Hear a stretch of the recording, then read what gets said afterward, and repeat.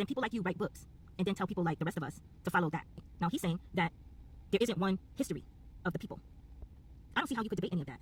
Yeah, I write books, but they're fictional books. I don't write books on anthropology. I don't know where you got that from. What I'm citing are books from Mexican scholars talking about the general history of Mexico, and that is what I am citing in that video. That's what me and him are discussing. We're not talking about personal identity or whether your minute exceptions make up the rule. That is irrelevant to the conversation. We are talking about Mexican colonial history and what comprises the vast majority of the Mexican population, which is mestizos. This has been established by Mexican anthropologists. DNA studies support this. The history supports this. The population figures support this. So whenever I'm talking about Mexicans in general, I'm talking about the mestizo population by and large, because that is the general person. If it doesn't apply, then it doesn't apply. And in my comment, he was trying to tell me as if like immigrants founded other cities in Mexico, which can be true, but the vast majority of northern cities were founded by Spanish, Portuguese, and Basque settlers. Here's a history book that goes into depth about that with sources cited in the whole 9 yards. He's just lost when it comes to Mexican colonial history because he hasn't studied it or because he's just misrepresenting it for whatever agenda that he has. I have studied this extensively with many books, and because I'm a pro-Mexican genealogist, and I've delved into dozens of trees for Mexicans, including my own, I've poured well over 2,000 hours of genealogical study into people's trees.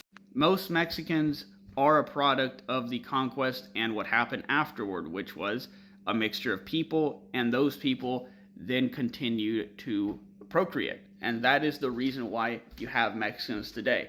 There are immigration waves, there are other exceptions, sure, but that vast majority of the population, and this is backed up by DNA studies, are mestizo. They are, to a varying degree, indigenous and European mixture.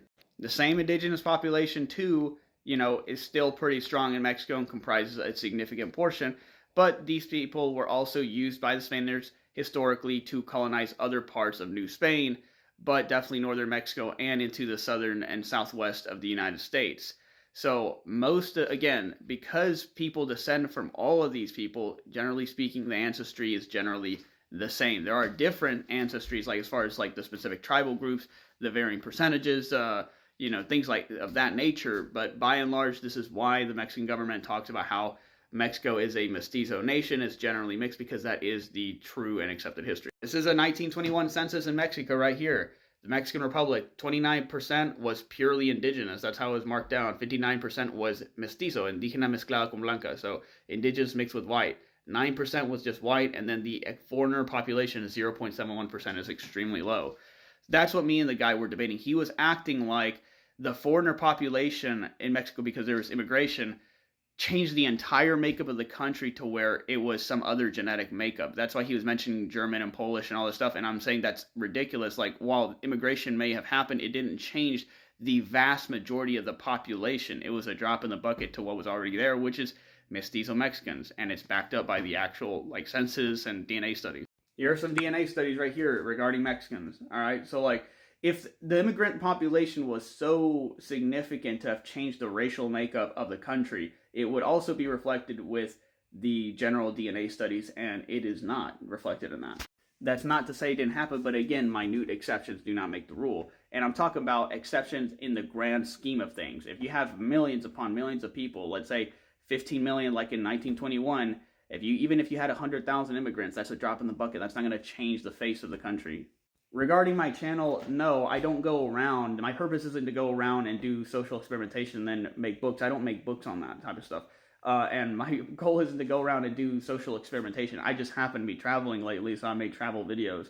But by and large, my content has mostly just been about genealogy and history and colonial Mexican history. And then, I've added any other interest to that, which lately has been language learning over the last, year or two, because I speak 4 languages. And it has been, of course, travel, because I have traveled recently, and maybe I plan to move abroad.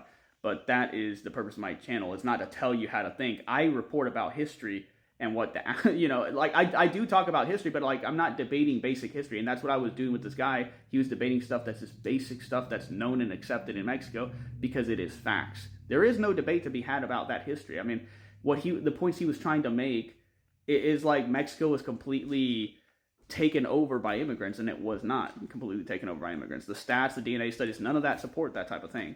Now, has immigration happened? Have there been immigrant contributions to Mexico? Yeah, of course. I'm not denying any of that. That was never even the part of the debate. And also, your personal history, your personal genealogy, I don't have to know that to make general statements about the general history of a country. Like, that is irrelevant. Like, great, you have your own personal genealogy. That's something valid and worth pursuing. Now, again, I'm a genealogist myself.